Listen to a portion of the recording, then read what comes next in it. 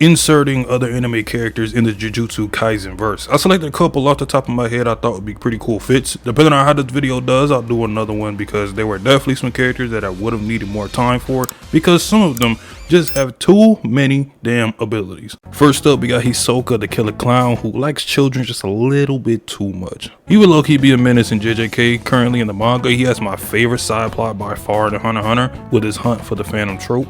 Plus, Hisoka is like the ultimate third party in a sense. He's not really a hero or villain per se. He's an entity in his own right that moves based on his own desires and loves testing his strength. He would fit like a glove in JJK as I see him trying to fight sorcerers like Yuta and Gojo, anomalies in the verse, and be enthralled with guys like Megami's potential. Because of Megami's 10 shadows, his Maharaga, the domain expansion, I feel like he would really be interested, kind of similar to Sukuna, in Megami's all-out potential, and he might even at some point kind of just hover over him and to see how far he's gotten. I don't really see him being that invested in Yuji, even though we all know Yuji's like a superhuman. Something about that I don't think would really connect all that much. As for cursed spirits, Hisoka would definitely take care of these with ease. The only cursed spirits I can see Hisoka really trying to go all out for would definitely be Mahito and maybe JoJo. Of course, we know Hisoka's nen ability is bungee gum, has the properties of both rubber and gum. His curse technique would literally be the same thing except for the sake of changing the name. It would be called for this time Elastic Love. I think that's like the actual translation for his whole nen ability or whatever. But Hisoka stretches his curse energy out like gum and can stick it to his opponent's curse energy.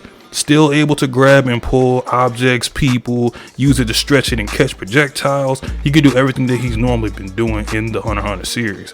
Hisoka would have a curse technique reversal called texture transplant. This is when he hides and covers any wounds or bleeding, even being able to sew together any broken limbs. This isn't exactly healing him, but it can kind of play as a diversion or give him a better chance to go and heal himself later with his reverse curse technique. He will be well versed in countering other opponents' techniques with domain amplification and a simple domain in case he runs into someone who uses a domain expansion, so he can reduce the short hit effect. A maximum technique will be in Hisoka's arsenal as well. I'd imagine really for him, I would have Hisoka kind of expand his gum out onto the ground. Anything that is in his vicinity and touches his gum, he can do everything. His output of his gum is expanded and double, as well as he can do everything he normally does, and he himself is not affected by the stick or the rubber effect of the gum. In the verse, Hisoka will be grade 1, but he will be kind of like a supreme grade 1 like Nabito. That is above like all the grade 1s technically. He'll test his strength mainly against special grades. Just imagine this idea of Hisoka entering the culling games and wanting to fight some of the incarnate sorcerers to see how sorcerers were in the past and if they can intrigue him enough based on his own power. Now this next one, we gotta go with one of my childhood favorites, Naruto. The series, the character I'm choosing from Naruto is probably not one you'd expect because he's one of my personal favorites. I'm going with Shikamaru Nara, top 5 character for me. If I was in the anime, this is me low-key. Minus, being the genius. Shikamaru, the genius hidden in the shadows, that's exactly what he'd be in the JJK verse.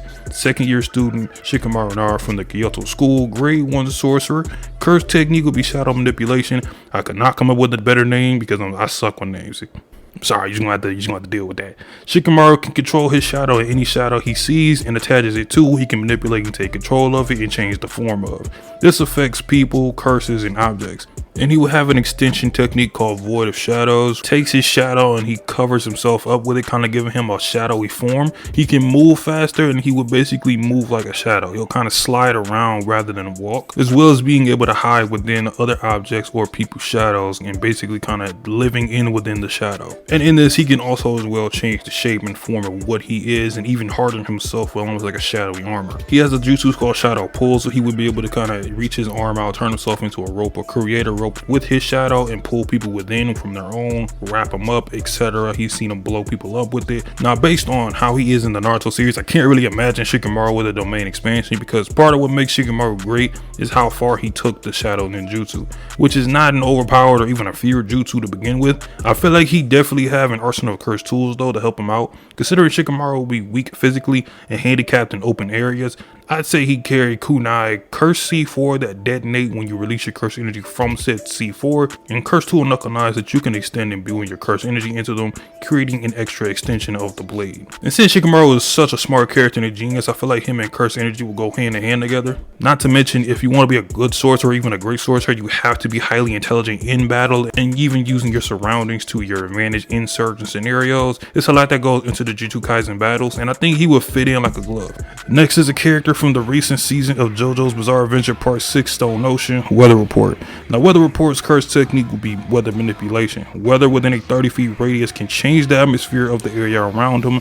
This applies to atmospheres that are already set in motion. For example, when Weather was bleeding, he was able to manipulate the blood on the ground to sharpen it in his fight with Pucci. With weather manipulation activated, whatever weather change West summons, his curse energy trait changes as well, as long as he has the knowledge of it. So if he chose a heavy thunderstorm setting, his trait will become lightning. And I can imagine him using his traits kind of similar to Kashimo and mastering them to where no matter what atmosphere he changes to, he could be deadly. If he chose a snowstorm, his trait would be ice, and he switched to close combat and try to freeze his opponent with strikes. My favorite usage of the Weather Report stand in JoJo's is when he was using anomalies that have happened in history, such as poison dart frost falling from the sky and rainbows that spawn snails on people who touch them. These will work as Weather Report's maximum technique weather phenomenon. Poison dart frost will rain from the sky within an increase of 1 meter radius for 1 minute. And if touched directly by the frogs, you are inflicted with a poison that slows you down, causing convulsions, salivation, and eventually death, if you don't have reverse curse technique, that is. Lastly, Weather Report's domain expansion, Elemental World. Weather has a barrierless domain expansion with 2 binding vows, one of leaving an exit and one that he must not move while in his domain expansion.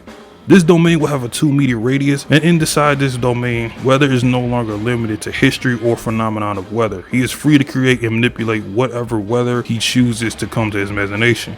So if he wants to make it rain iron spikes, lions, buildings, the ground could be turned into a lake, literally whatever he desires. Weather without a doubt would be a special grade sorcerer. He's cool in part 6, and in the JJK verse, it wouldn't be anything different. And for this last one, if you saw the recent announcement of the mobile game and potentially the anime coming back, Soul Eater's own Death the Kid. If y'all don't know about Death the Kid or Soul Eater, I need y'all to peep that. Especially since Soul Eater has themes of death, souls, the mind, etc. It's a good manga to read if you like JJK. Grade 1 sorcerer with the potential to be a special grade. Death the Kid with his curse technique Soul Output. Soul Output is very simple. Death the Kid is a curse / human hybrid, so his curse energy is one with his soul. The curse energy output of its attacks not only have a strong blowback and a high power output, but you actually feel the emotions of his soul through his attacks. He can link his curse technique with his curse tools Twin Demons, which are 2 twin pistols that he wields upside down symmetrically. Death also moves around on a skateboard sometimes, which will act as a curse tool as well. If you imbue your curse energy into the board, it reinforces itself. Death the Kid's potential really lies within his domain expansion though. It's a non-lethal domain expansion, the Madness of Death. It has 2 binding vows attached to it. 1, Kid cannot attack while in his domain expansion, but he can defend himself. And 2, his opponent is informed of how Kid's domain expansion works, and his opponent cannot use curse techniques. The way Kid's domain works is that the domain is a giant skate park. While in the domain, Kid has 3 incomplete circles above his head, kind of like halos. The goal is for all 3 circles to be symmetrical and complete. For this to activate, Death needs all 3 of his skulls to line up perfectly with one another by completing skating, grinds, or tricks on the rails. Each rail is designated to one of the 3 rails, and once all skulls are lined up side by side symmetrically, Death will be rewarded with his power up. Which, by the way, if you don't know, Death has obsessive compulsive disorder or OCPD. Long story short, if things aren't symmetrical, he loses focus and kind of bugs out for a while. But after completing his domain, basically he becomes the embodiment of a living god for 6 minutes. Demon twins turn into straight laser cannons, and Soul Output gets an amp that doubles the damage, and he's also granted a semi-auto reverse curse technique. That part lasts 3 minutes out of the 6 minutes. Also to mention, Death is actually really well versed in martial arts combat to the degree that Black Star in the series, who's the best physically gifted character in the entire verse, as well as in his tools and martial arts and etc. He was literally giving even Black Star kind of some trouble, and he has multiple varieties of his martial arts, so it's really dope. Combined with his twin pistols, I think Death the Kid was in JJK, he would by far be one of the coolest characters in the entire series. And that's me putting these 4 characters in the Jujutsu Kaisen versed with the curse techniques and everything you just saw. Let me know in the comment section if you enjoyed this. Also, comment down below some of your favorite characters that you would insert in the JJK verse, and we'll see if I do another one. Subscribe if you haven't already, leave a like, check out the second channel as well. I have other anime content on there and manga, and eventually we'll have like other shows like maybe Invincible or things like that. I'll let y'all in the next one. Peace. How